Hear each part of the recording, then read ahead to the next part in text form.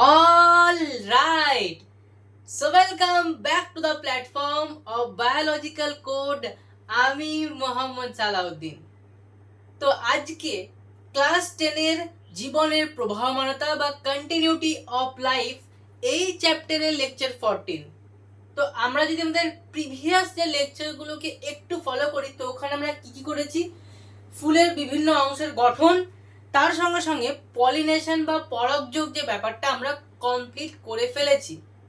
আশা করি প্রত্যেকে এখন বই তোমাদের পড়ে ফেলেছো এবং প্রত্যেকের কাছে এখন পলিনেশন ব্যাপারটা পুরোপুরি ক্লিয়ার, কারো কোনো অসুবিধা আশা করি নেই। অবশ্যই তোমরা কমেন্ট বক্সে জানাবে যে তোমরা কতটুকু পড়েছো, কতটুকু তোমাদের ব্যাকলগ হয়ে আছে, কতটুকু বাকি আছে। ঠিক আছে, তো আজকে আমরা লেকচার 14, আজকে আমাদের লেকচার 14 এই চ্যাপ্টারে, একদম এই চ্যাপ্টারের শেষ পর্যায়ে আমরা চলে এসেছি।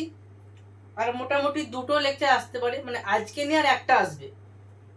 ঠিক আছে, তো ফুলের বিভিন্ন অংশ কেন পড়ছিলাম, কারণ আমাদের সুপুষ্পক উদ্ভিদ বা ফ্লাওয়ারিং প্ল্যান্টে ওই ফুল কি করে জননে অংশগ্রহণ করছে তা জানার আগে আমাদের ফুলের বিভিন্ন অংশ সম্বন্ধে জানা দরকার ছিল।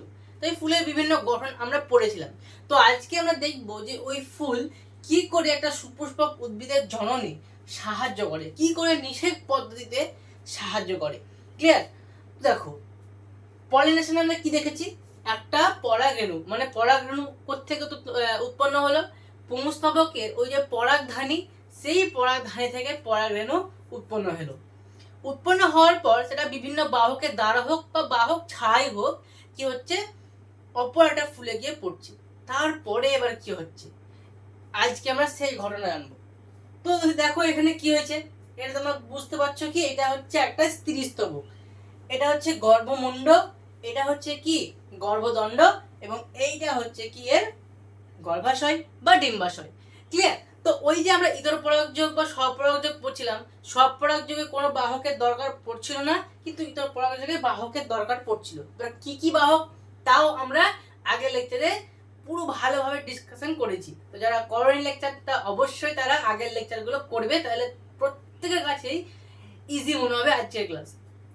তো পরাগরেণু এলো, কোথায় এলো, ফুলের যে গর্ভমুণ্ডে, সেই গর্ভমুণ্ডে এলো বাহক দ্বারা বা বাহক ছাড়া। ঠিক আছে, তো আসার পর কি হয়, পরাগরেণু আসার পর কি হয়, অনেক পরাগরেণু পড়ে। ঠিক আছে, অনেক পরাগরেণু পড়ে। তো পরাগরেণু আসার পর পরেই তার অঙ্কুরোদ্গম শুরু হয়। দেখো এখানে একটা দেখিয়েছে কি যে কেবলই এই পরাগরেণুটার অঙ্কুরোদ্গম শুরু হয়েছে। আর এই পরাগরেণুটাকে ভালো করে লক্ষ্য করো, এ কিন্তু কি হয়েছে, এ কিন্তু পুরোপুরি এখন যে আমাদের যে ফুলের যে গর্ভমুণ্ড বা ডিম্বাশয় বা গর্ভাশয়, সেই গর্ভাশয় পর্যন্ত কিন্তু চলে গেছে তার নালীটা। দেখো এটা কি পরাগনালী, যেহেতু পরাগরেণু থেকে উৎপন্ন হয়েছে তাই কি এটা পরাগনালী। তো প্রথম স্টেপ কি হলো, পরাগযোগ হলো। পরাগযোগ হওয়া মানে কি, পরাগরেণুর গর্ভমুণ্ডে স্থানান্তর, আমরা আগের ক্লাসে পড়েছি। তারপরে কি হচ্ছে, পরাগরেণুর অঙ্কুরোদ্গম হচ্ছে। পরাগরেণুর অঙ্কুরোদ্গম হওয়া মানে সেটা যখন নালী তৈরি করছে, কি নালী, একে আমরা বলছি পরাগনালী। ক্লিয়ার? এবার এই পরাগনালী তৈরি হওয়ার পর যখনই এর কি হবে, গর্ভাশয় বা ডিম্বাশয় পর্যন্ত এই নালীটা চলে যাবে, এবার এই যে পরাগরেণু, এখান থেকে দুটো শুক্রাণু আসবে, ডিম্বাণু বলছি, এখান থেকে দুটো শুক্রাণু আসবে। একটা হচ্ছে কি, একটা হচ্ছে জনন নিউক্লিয়াস এবং আরেকটা হচ্ছে নালিকা নিউক্লিয়াস। দুটোই পুংগ্যামেট।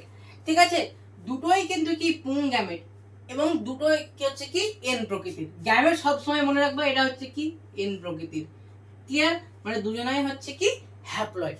এবার দুটো দেখো শুক্রাণু, যখন আমাকে এঁকেছি এখানে দেখো, তো এরা এখন কোথায়, দেখো এখানে চলে এসছে, এই পরাগনালীটা, এই পরাগরেণুটা ফলো করো, এটা হচ্ছে পরাগনালী। তো এখানে এখন দেখো জনন নিউক্লিয়াস আর একটা হচ্ছে নালিকা নিউক্লিয়াস, এ কিন্তু চলে এসছে। আর একটু পরে কিন্তু এ কি হবে, যে গর্ভাশয়, সেই গর্ভাশয়ে কিন্তু এসে পড়বে। ক্লিয়ার? তো চলে এলো, এবার পরাগনালী তৈরি হলো, জনন নিউক্লিয়াস বা নালিকা নিউক্লিয়াস এ কিন্তু আসছে। এবার তুমি এটা বাদ দাও, ওরা আসুক, জনন নিউক্লিয়াস এবং নালিকা নিউক্লিয়াস পরাগনালী দ্বারা আসুক। এবার নিচেটা ফলো করো। এইখানে দেখো, নিচে দেখো আমরা কি দেখতে পাচ্ছি, তিনটে কোষ দেখতে পাচ্ছি, এই একটা, এই একটা এবং এই একটা। এই তিনটে কোষকে একত্রে বলা হয় প্রতিপাদক কোষ সমষ্টি। কি বলা হয়? দেখো, প্রতিপাদক কোষ সমষ্টি। কোষ সমষ্টি কেন বলা হচ্ছে? কারণ তিনটে কোষ একসঙ্গে আছে, তাই এদেরকে বলা হচ্ছে প্রতিপাদক কোষ সমষ্টি। ক্লিয়ার? আশা করি কারো কোনো সমস্যা নেই। আর দেখো, প্রতিপাদক কোষ সমষ্টি থাকে কোথায়? এই যে রিজিয়ন, মানে এই যে নিচের রিজিয়ন, একে বলা হয় মাইক্রোপ্রাইল রিজিয়ন। কি বলা হয়? একে বলা হয় মাইক্রোপ্রাইল রিজিয়ন। তাই প্রতিপাদক কোষ সমষ্টি থাকছে কোথায়? মাইক্রোপ্রাইল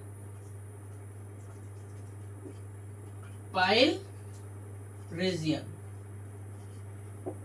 নিচের রিজিয়ন, এই যে এইটা, এই রিজিয়নে আমাদের কি থাকছে? প্রতিপাদক কোষ সমষ্টি। এবং এবং এরই ঠিক উপরে, মানে এই যে যেখানে আমাদের এই যে কোষ দুটো আছে, এই কোষ দুটোকে বলা হয় সহকারী কোষ। এই যে একবারে উপরে আছে যে এই কোষ দুটো, এই কোষ দুটোকে বলা হয় সহকারী কোষ। এবং তারা যে রিজিয়নে থাকে সেই রিজিয়নকে বলা হয় চালাজা রিজিয়ন। এই রিজিয়নটাকে কি বলা হচ্ছে? এরা তাহলে থাকছে কোথায়? চালাজা রিজিয়ন। ক্লিয়ার? ক্লিয়ার হলো? এবং সহকারী কোষের একদম নিচে দেখো, এইটা দেখো, এটা হচ্ছে ডিম্বাণু। তাহলে ডিম্বাণু চালাজা রিজিয়নে কিন্তু থাকছে। ক্লিয়ার? এবং মাইক্রোপ্রাইল রিজিয়ন এবং চালাজা রিজিয়নের যে মাঝের যে অঞ্চল, যেখানে এই দুটো কোষ আছে, এদেরকে বলা হয় নির্ণিত নিউক্লিয়াস। কি বলা হচ্ছে এদেরকে? নির্ণিত নিউক্লিয়াস। এবং নির্ণিত নিউক্লিয়াস যে রিজিয়নে থাকে তাকে বলা হয় পোলার রিজিয়ন। কি বলা হচ্ছে তাকে? পোলার রিজিয়ন। তো এই হচ্ছে ব্যাপার। উপরে আমরা দেখলাম পরাগরেণু অঙ্কুরোদ্গম হলো, সেখান থেকে দুটো পুংগামেট আসছে, জনন নিউক্লিয়াস আর একটা হচ্ছে নালিকা নিউক্লিয়াস। এবং নিচের দিকে দেখো, এটা হচ্ছে প্রতিপাদক কোষ সমষ্টি, যারা মাইক্রোপ্রাইল রিজিয়নে আছে। তারপরে এই দুটো সহকারী কোষ, যারা চালাজা রিজিয়নে আছে। এবং সহকারী কোষের এই নিচে আছে কি? ডিম্বাণু। ক্লিয়ার? ডিম্বাণুও চালাজা রিজিয়নে আছে। এবং এদের মিডিলে, মানে সহকারী কোষ এবং প্রতিপাদক কোষ সমষ্টির মিডিলে আছে নির্ণিত নিউক্লিয়াস। ঠিক আছে? তো এরা আছে কোথায়? পোলার রিজিয়ন। আচ্ছা, এবার নাম ফলো করো। আমরা বলেছিলাম কি যে সপুষ্পক উদ্ভিদের দ্বি নিষেক। তাহলে নামটা বুঝতে পারছো? দ্বি নিষেক। দ্বি মানে হচ্ছে দুই, নিষেক মানে এখানে কি হবে? দুটো নিষেক হবে। এই ফুলের মধ্যে কি হয়? দুটো নিষেক হয়, তার জন্য একে বলা হচ্ছে দ্বি নিষেক। এবং কার কার নিষেক হবে একটু ধৈর্য ধরো, একটু পরে আমরা জানতে পারবো। তাহলে আপাতত এইটুকু ক্লিয়ার হলো। ওখান থেকে আমাদের দুটো গ্যামেট আসছে এবং এখান থেকে ডিম্বাণু তৈরি হয়েছে। ক্লিয়ার? এবার জনন নিউক্লিয়াস এবং নালিকার নিউক্লিয়াস যখনই এখানে চলে আসবে, তখন কি হবে? একটা পুংগ্যামেট ডিম্বাণুকে নিষিক্ত করবে, আর একটা পুংগ্যামেট নির্ণিত নিউক্লিয়াসকে নিষিক্ত করবে। নির্ণিত নিউক্লিয়াস কিসে পরিণত হবে? শস্য নিউক্লিয়াসে পরিণত হবে। তাহলে ফার্স্ট স্টেপ, মানে আমরা স্টেপ দেখে নেব। তাহলে এবার কি হবে? গ্যামেট গুলো নিচে চলে আসবে, মানে আমাদের যে গর্ভাশয়ে চলে আসবে, এবং ডিম্বাণু এবং নির্ণিত নিউক্লিয়াসকে এরা কি করবে? এদের সঙ্গে মিলন ঘটবে, নিষেক করবে। ঠিক আছে? তো ফার্স্ট স্টেপ আমাদের যেটা হয়েছিল, প্রথমত হয়েছিল পরাগযোগ। পরাগযোগ মানে নিশ্চয়ই আর কাউকে বলতে হবে না, মানে কি হলো? পরাগরেণু গর্ভমুণ্ডে আসাটাই হচ্ছে পরাগযোগ। তো পরাগযোগ প্রথমে এলো, মানে পরাগযোগ হলো, মানে পরাগরেণু গর্ভমুণ্ডে এসে পড়লো। তারপরে তৈরি হচ্ছে কি? গ্যামেট। নেক্সট স্টেপে আমাদের হচ্ছে কি? গ্যামেট উৎপাদন। গ্যামেট উৎপাদন। এখানে গ্যামেট বলতে কিন্তু কি স্ত্রী গ্যামেট এবং পুংগ্যামেট দুজনকেই কিন্তু বলা হচ্ছে। ঠিক আছে? তাহলে গ্যামেট বলতে এখানে কাকে কাকে বলা হচ্ছে?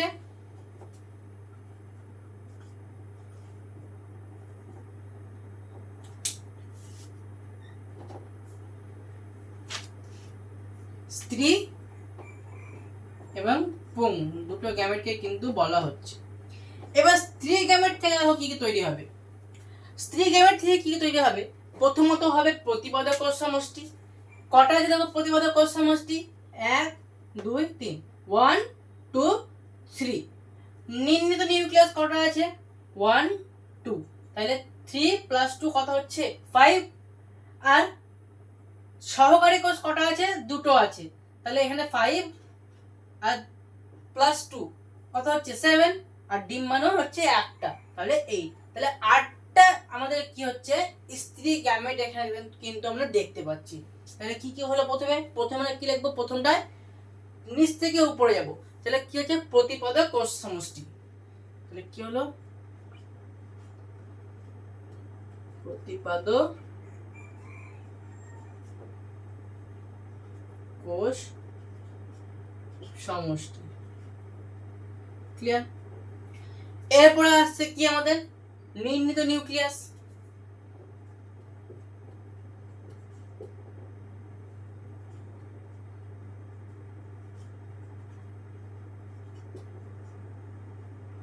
দেখো এখানে এও কিন্তু এন, এও এন এবং এটাও এন, তাহলে প্রতিপাদক কোষ সমষ্টির তিনটা কোষই কিন্তু হচ্ছে এন প্রকৃতির।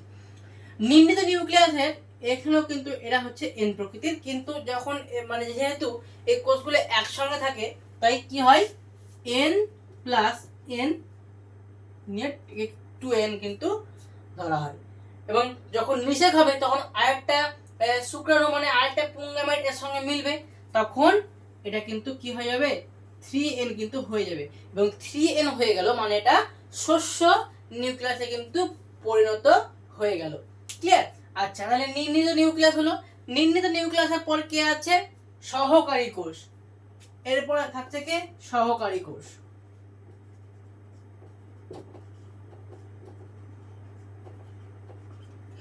আরটা থাকছে হচ্ছে কে? ডিম্বাণু। ডিম্বাণু একটা, ডিম্বাণু হচ্ছে এন প্রকৃতির, সহকারী কোষ হচ্ছে এন প্রকৃতির। তাহলে 1, সহকারী কোষ 2, তাহলে 3। নির্ণিত নিউক্লিয়াস হচ্ছে কটা? দুটো, তাহলে 2 আর 4 আগে 5, আর প্রতিপাদক কোষ হচ্ছে 3টি, 5 আর 3 8। 8টা হচ্ছে কি আমাদের যে স্ত্রী গ্যামেট কিন্তু তৈরি হলো। এবং পুং গ্যামেট কটা হবে? পুং গ্যামেট হবে দুটো। কি কি? কি কি? জনন নিউক্লিয়াস এবং আরেকটা হচ্ছে কি? নালিকা নিউক্লিয়াস। ঠিক আছে, কি কি হলো? জনন নিউক্লিয়াস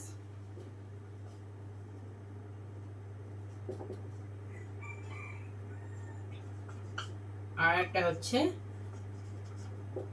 নালিকা নিউক্লিয়াস। ওকে, তাহলে আমাদের এখনো পর্যন্ত কি হলো? পরাগযোগ হয়েছে এবং তারপরে গ্যামেট তৈরি হয়েছে। আচ্ছা, আমি এই পিকচারটাকে এবার একটু মিটিয়ে দিচ্ছি, আমাদের আর দরকার নেই। যদি কারো সমস্যা থাকে তাও আবার দেখে নাও পিকচারটা, তোমাদের বইয়েরই পিকচার আমি এখানে কিন্তু এঁকেছি। ঠিক আছে? আচ্ছা, তাহলে আমি পিকচারটাকে মিটিয়ে দিচ্ছি। ঠিক আছে? ওকে, তাহলে আমাদের কি হয়ে গেল? পরাগযোগ হয়ে গেল এবং তারপরে গ্যামেট কিন্তু তৈরি হয়েছে। আচ্ছা, গ্যামেট তৈরি হয়ে গেছে, তারপরে এবার কি হবে? তারপরে এবার গ্যামেটের মিলন হবে। স্ত্রী গ্যামেট এবং পুং গ্যামেটের কি হবে? মিলন হবে। তাহলে নেক্সট স্টেপে আমরা কি দেখব? পুং গ্যামেট ও স্ত্রী গ্যামেটের মিলন, বা যাকে বলা হচ্ছে কি? নিষেক। তাহলে নাম্বার 3 হচ্ছে কি? পুং গ্যামেট ও স্ত্রী গ্যামেটের হচ্ছে কি? নিষেক বা মিলন। আচ্ছা, নিষেক বলতে এখানে কোন নিষেককে বলা হচ্ছে? এটা হচ্ছে আমাদের কি? দ্বিনিষেক। যেহেতু এখানে দুটো নিষেক ঘটবে তাই কে বলা হচ্ছে দ্বিনিষেক। কোন কোন নিষেক দেখো, আমরা কি বললাম? ডিম্বাণুর সঙ্গে একটা পুংগ্যামেটের মিলন হবে এবং নির্ণিত নিউক্লিয়াসের সঙ্গে আরেকটা পুংগ্যামেটের কিন্তু কি হবে? মিলন হবে। তাহলে নির্ণিত নিউক্লিয়াস,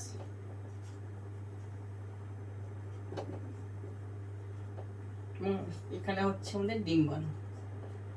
ডিম্বাণুর সঙ্গে একটা শুক্রাণুর মিলন হলো এবং নির্মিত নিউক্লিয়াসের সঙ্গে আরেকটা পুং গ্যামেটের মিলন হলো। নির্মিত নিউক্লিয়াসটা এটা তো 2n ছিল, তো এখান থেকে তৈরি হবে আমাদের শস্য নিউক্লিয়াস, যেটা কি হয় 3n প্রকৃতির হয়। এবং এটা খুবই ইম্পর্টেন্ট একটা কোশ্চেনও কিন্তু, যে শস্য নিউক্লিয়াস কি প্রকৃতির, হ্যাপ্লয়েড, ডিপ্লয়েড না ট্রিপ্লয়েড। ঠিক আছে, তাহলে শস্য নিউক্লিয়াস কি প্রকৃতির হচ্ছে, ট্রিপ্লয়েড প্রকৃতির। এই প্রশ্নটা কিন্তু প্রত্যেকের মাথাতে যেমন থাকে একদম, হ্যাঁ খুবই ইম্পর্টেন্ট প্রশ্ন এটাও। শস্য নিউক্লিয়াস তাহলে কি প্রকৃতির হচ্ছে, ট্রিপ্লয়েড প্রকৃতির। ক্লিয়ার? ওকে, তাহলে পুং গ্যামেট এবং স্ত্রী গ্যামেটের মিলন হলো বা নিষেক হয়ে গেল। তাহলে নিষেক যখন হয়ে গেছে তাহলে সেখান থেকে এবার কি তৈরি হবে,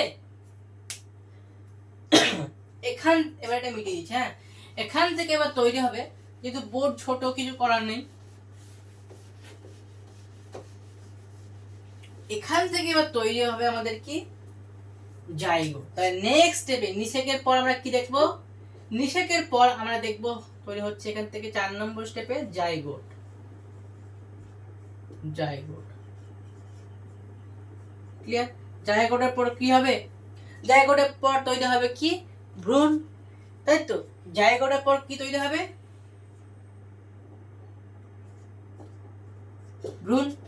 ভ্রূণ তৈরি হয়ে গেল, ভ্রূণের পর তৈরি হবে এখান থেকে এবার ফল, তারপরে হবে ফল, ফল থেকে হবে বীজ, বীজের হবে অঙ্কুরোদ্গম,